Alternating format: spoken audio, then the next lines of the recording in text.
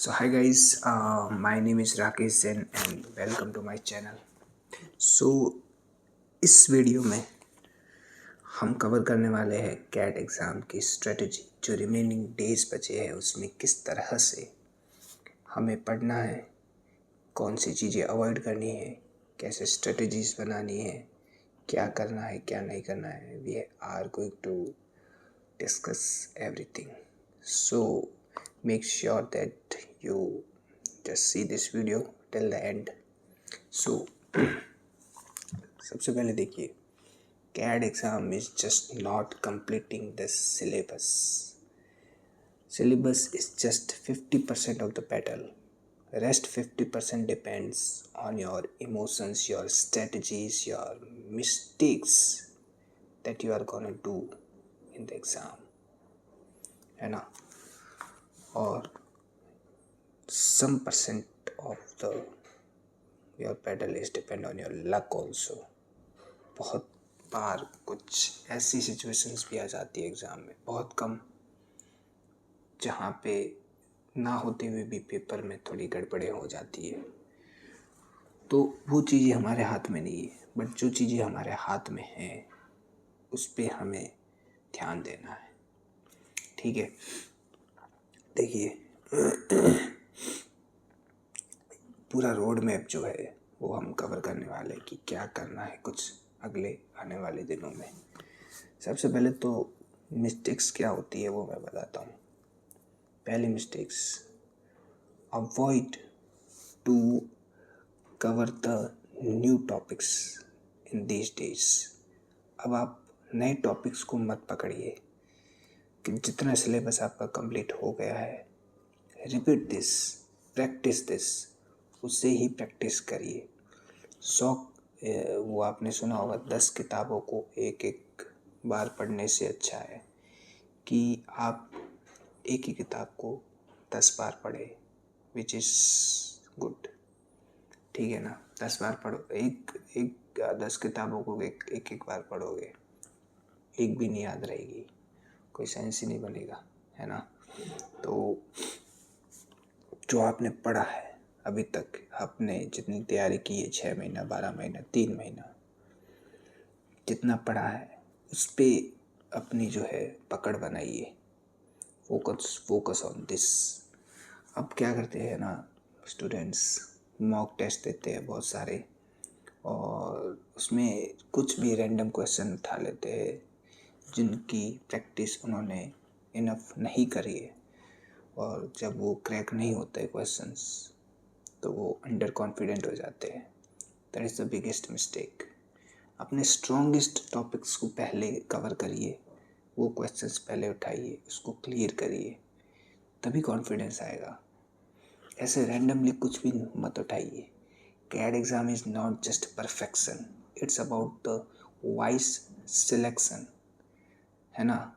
किस तरह से आप क्वेश्चंस को सिलेक्ट करते हैं वही जो है आपकी रैंक डिसाइड करेगा।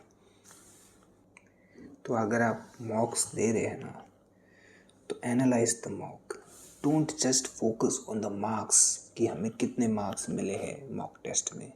Mock test is not to like to getting the mark, because ये मॉक टेस्ट के मार्क्स जो है वो आपके रैंक डिसाइड नहीं करेंगे।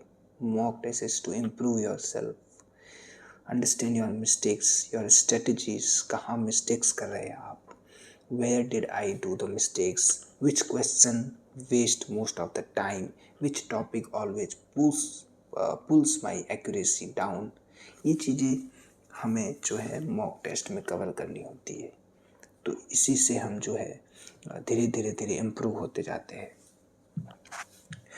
तो और दूसरी बात, कई बार क्या होता है एग्ज़ाम देते टाइम अगर हमारा एक सेक्शन ख़राब हो जाता है, जैसे हम VRC में इतना अच्छा परफॉर्म नहीं किया हमने, तो उसका स्ट्रेस, हमारा जो वो स्ट्रेस है, we just take it to the next section LRDI में। तो हम LRDI जब कर रहे होते हैं तो हमारा ध्यान फिर VRC में होता है कि वो ख़राब हो गया। तो बात ये है कि after doing one section, forget this. Don't take the stress of that section to the next one. Start from the fresh. और यही एग्ज़ाम में भी आपको करना है. अगर एग्ज़ाम में अगर आप बाय चांस अगर आपका पहला सेक्शन थोड़ा सा इतना अच्छा नहीं जाता है जितना कि आपने एक्सपेक्ट किया था, तो क्या होता है ना कि बहुत से स्टूडेंट्स वहीं पे पैनिक कर जाते हैं. दे जस्ट पैनिक दैट अब क्या होगा, अब मेरा पेपर ही ख़राब हो गया. नहीं, यहीं पे गलती होती है. नेक्स्ट सेक्शन में जाते ही आपको पुराने सेक्शन को भूल जाना है और उसकी यादें भी भूल जानी है. अगर आपका अच्छा गया तो आप कॉन्फिडेंस में आ जाएंगे, वो अच्छी बात है. लेकिन आपका अच्छा इतना नहीं गया है तो आपको वो छोड़ के अगले सेक्शन पे ज़्यादा फोकस करना है.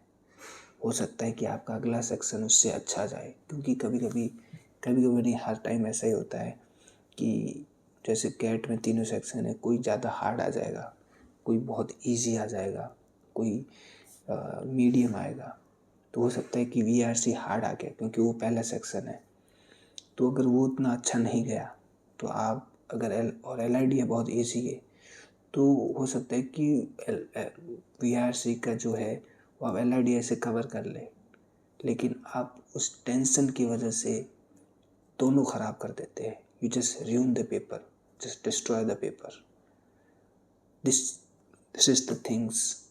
ये जो थिंग्स है ना, यही आपकी रैंक डिसाइड करेगी. तो ये चीज़ें आपको याद रखनी है. एग्ज़ाम के दिन भी, एग्ज़ाम मॉक टेस्ट दे रहे तब भी, और मॉक टेस्ट में ये सारी स्ट्रेटजीज़ जो है आप फॉलो करते जाइए, ताकि एग्ज़ाम के दिन जो है आप पैनिक ना हो जाए. और सबसे बड़ी बात, डोंट चेंज योर स्ट्रेटजी बार बार, है ना. क्विकली अपनी जो स्ट्रेटजीज है वो चेंज मत करिए. Stick to your strategy, stick to your plan and go according to that. बहुत सारे स्टूडेंट कभी अपनी अपनी स्ट्रेटजीज अपनाएंगे, कभी कुछ भी, मतलब इस तरह से आपको नहीं करना है पेपर में. You should be clear about your strategy, that how you are going to attempt your paper. ऐसे ही बस पढ़ के नहीं जाना है. you have a straight in your mind that how you are going to attempt your questions. क्योंकि बहुत बार क्या होता है, जैसे पेपर स्टार्ट हुआ, students are just rush into the first question. वो ना आओ देखते ना ताओ, पहले क्वेश्चन में वही सॉल्व करने के लिए लग जाते हैं. मान लो पहला क्वेश्चन बहुत ज़्यादा हार्ड है, तो वहीं पे आप 5 मिनट 10 मिनट वेस्ट कर देते हैं. Don't think Dissing other one, मतलब आपके दिमाग वहीं स्टक हो जाता है. एंड अगर आपने 5-10 मिनट बर्बाद कर दिए, फिर आपको कॉन्फिडेंस लो होने लगता है. फिर आप देखते हैं क्वेश्चन की टाइम, देखते हैं अरे 10 मिनट हो गए, अब क्या करें. तो फिर वहाँ पे आप पैनिक होने लगते हैं. फिर फटाफट दूसरे क्वेश्चंस देखते हैं, इधर उधर आपका माइंड जो है अनस्टेबल हो जाता है. इसलिए strategy is very utmost important, क्योंकि आपको सिलेक्शन करना आना चाहिए. पेपर देखा, just take the breath, calm yourself, be stable, है ना. Don't just rush into the first question and start trying to do this. पहले देखिए पेपर को देखिए, आराम से क्वेश्चंस देखिए. 2-3 मिनट लगेगा. Just go through the all the questions. अगर आपने अच्छे खासी मॉक दे रखे, अच्छी खासी प्रैक्टिस कर रखी है, then you will go to know that which question is suitable for you, which question is made for you. You will easily recognized. But अगर आपने enough practice नहीं कर रखी है, then it's difficult for you to choose the question. तो इसीलिए mock test दिए जाते, ज़्यादा प्रैक्टिस की जाती है कि हमें पता चले कि हमें क्वेश्चन देखते ही पता चल जाना चाहिए हमारे सबकॉन्शियस माइंड को कि ये question is made for me, है ना.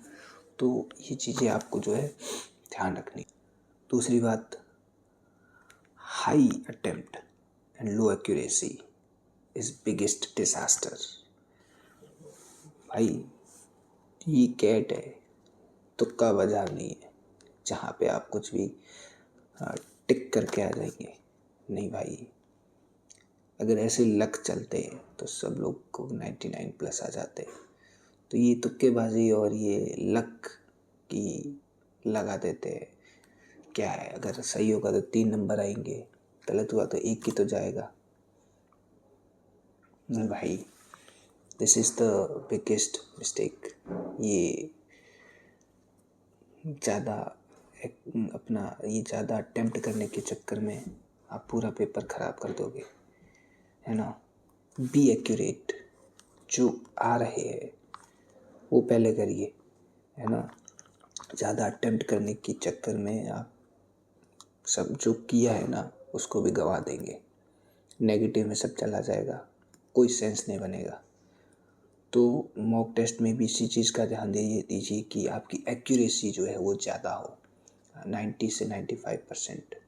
नेगेटिव में बहुत कम जा रहे हो, ये आपको प्रैक्टिस करनी पड़ेगी मॉक टेस्ट में ही। अगर मॉक टेस्ट में भी आपके नेगेटिव्स ज़्यादा आ रहे हैं, then you have to think about that. आपको ज़्यादा से ज़्यादा एक्यूरेसी पे ध्यान देना है अपने मॉक टेस्ट में।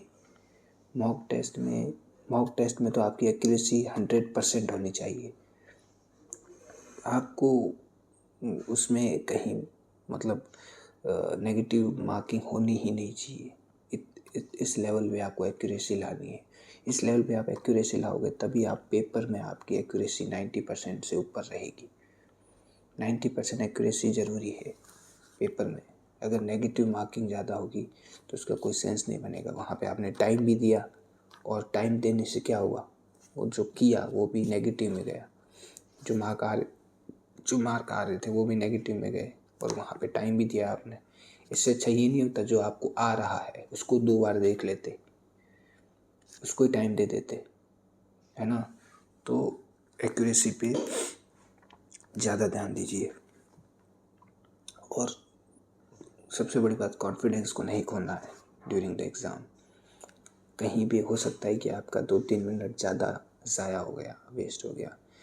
तो पैनिक नहीं होना है, सबसे बड़ी बात है। पैनिक अगर आप हो गए तो दिक्कत हो जाएगी, नर्वस हो गए तो दिक्कत हो जाएगी, प्रेशर में आ गए तो दिक्कत हो जाएगी। It's all about the stability. Mind को स्टेबल रखना है हर सिचुएशन में। ये एग्ज़ाम नहीं, एक बैटल है। उस बैटल, और जैसे आप एक रणभूमि में युद्ध लड़ रहे हैं, वहाँ पे अगर आपने कुछ अपने सैनिक खो दिए, आप जो है थोड़े से पीछे रह गए और आप वहाँ पे अगर नर्वस हो गए, पैनिक हो गए, तब दुश्मन आपको क्या करेगा, आराम से मार देगा। और वहाँ पे अगर आप स्टेबल रहे, खड़े रहे, अडिग रहे, तो आपने जो खोया है वो खो के भी जो बचा है, उस बचे हुए रिसोर्सेज से आप बहुत कुछ कर सकते हैं। कहने का मतलब ये है कि कोई भी सिचुएशन में एंड तक डटे रहना है आपको। एग्ज़ाम में एंड तक डटे रहना है तो ही आपका एग्ज़ाम भव से बेड़ा पार होगा, है ना। तो कॉन्फिडेंस नहीं खोना है, माइंड की स्टेबिलिटी नहीं खोनी है एग्ज़ाम में, है ना। और एग्ज़ाम के दिन आपको और क्या क्या चीज़ें ध्यान रखनी है। देखो, पहली बात, अगर आपका सेंटर आपकी सिटी के अंदर है तो एक बार विज़िट करके आइए, उसको देख के आइए, ताकि एग्ज़ाम के दिन आप जो है ये इस चीज़ में आपका टाइम ज़ाया ना हो। आप 4 घंटे पहले पहुंच रहे हैं। बहुत बच्चे ऐसे होते हैं जो 3-4 घंटे पहले आ जाते हैं एग्ज़ाम सेंटर में, ताकि जो है अपना, क्योंकि उन्होंने पहले देख नहीं रखा है एग्ज़ाम सेंटर, तो वो सोचते हैं कि टाइम पे पहुंचेंगे नहीं।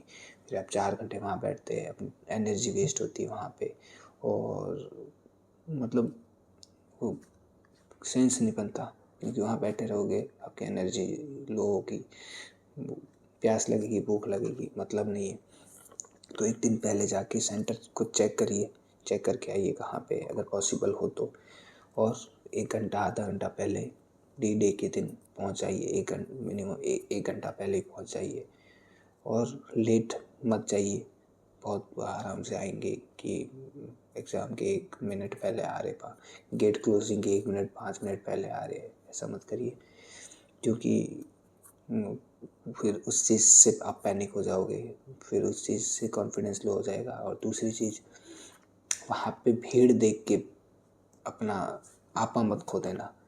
वहाँ पे बहुत सारे स्टूडेंट्स होंगे जो आपको सीरियस लगेंगे एकदम, मतलब एकदम वैसी सिचुएशन में कि अब क्या होगा, मतलब तो वो देख के जो हमें लगने हम अपना कॉन्फिडेंस खो देते कि अरे यार, ये सब तो सीरियस स्टूडेंट्स है, बहुत ज़्यादा पढ़ के आए होंगे, बहुत ज़्यादा मेरे से ज़्यादा इंटेलिजेंट है, मतलब बहुत कुछ सोचने लगते हैं हम तब। तो उस टाइम पे, क्योंकि हम जो मॉक टेस्ट देते हैं, कभी भी एग्ज़ाम देते हैं, घर पे देते हैं, देन इन्वायरमेंट क्या होता है, हम हैं, हमारा सिस्टम है, उसी पे एग्ज़ाम देते हैं, आसपास कोई नहीं होता। बट एग्ज़ाम के दिन बहुत सारी चीज़ें होती है, बहुत लोग होते हैं, बहुत सब एग्ज़ाम दे रहे हैं, आसपास अलग इन्वायरमेंट होता है, बीच बीच में जो एग्ज़ामिनर है वो आपके साइन लेने आएगा, फ़ोटो लेने आएगा, बहुत चीज़ें होती है एग्ज़ाम के दिन। तो इन चीज़ों पे जो है, चीज़ों डिस्ट्रैक्ट नहीं होना है, फोकस आपको वहीं पे रखना है एग्ज़ाम पे। Don't distract and don't see to anyone, किसी पे ध्यान मत दीजिए।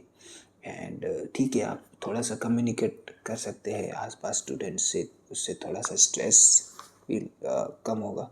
बट ऐसे नहीं कि आप मतलब 2 घंटे पहले आ गए और उनसे टाइम पास करे जा रहे हैं, कोई नए स्टूडेंट्स कोई भी वहाँ पे है वहाँ पे, ऐसा मत करिए। इससे क्या होगा, आपका जो फोकस है वो डाइवर्ट हो जाएगा। बहुत ज़्यादा कम्युनिकेशन वहाँ मत करिए, थोड़ी बहुत कर सकते हैं रिलैक्सेशन के लिए, बट ऐसा नहीं कि आप 2-3 घंटे बातें करे जा रहे हैं दूसरे स्टूडेंट से। डोंट डू दिस, है ना। एंड अनकंफर्टेबल कपड़े मत पहनिए, इस तरह के कपड़े पहनिए, जिस लूज़ कपड़े, ताकि आप एग्ज़ाम के टाइम अनकंफर्टेबल ना हो जाए। और ज़्यादा हैवी फूड मत खा के जाना, ऐसा नहीं कि भर पेट जो है वो छोले भटूरे खा के जा रहे हो एग्ज़ाम में, ताकि वहीं एग्ज़ाम में नींद आ जाए, ऐसा मत करना। लाइट खाना खा के जाना, और कुछ ऐसा जिससे आपको जैसे नींद टाइप का ना आए, या खाना पहले खा के जाना, और एग्ज़ाम के टाइम कुछ फ्रूट्स खा लेना, या चाय कॉफ़ी आप जो भी पीते हैं, या चॉकलेट, मीठा कुछ, जिससे कि एनर्जी आपकी बनी रहे। और बिल्कुल भूखे मत जाना, भूखे जाओगे तो आपकी एनर्जी लो होगी। कुछ खा पी के आपका जो डेली रूटीन है उस हिसाब से, कुछ ज़्यादा नया ट्राई करने का मत कोशिश करना एग्ज़ाम के दिन, क्योंकि अगर कुछ ज़्यादा नया ट्राई करने को जाओगे और कुछ उल्टा सीधा हो गया तो मतलब नहीं है। B normal like normal days, उस तरह से रहना है आपको। और हाँ, टीटा क्वेश्चन जो होते हैं उनको आप जो है सॉल्व ज़रूर अटेम्प्ट करना, क्योंकि टीटा क्वेश्चंस जो होते हैं उसमें नेगेटिव मार्किंग नहीं होती है। तो वो क्वेश्चन सारे अटेम्प्ट करने हैं आपको, ये चीज़ याद रखनी है।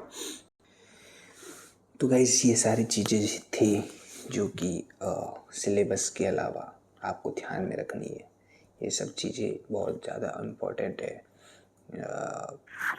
पढ़ाई तो कर ली, बस उस पढ़ाई को इम्प्लीमेंट कैसे करना है उन 2 घंटों में, वो ज़रूरी है ना।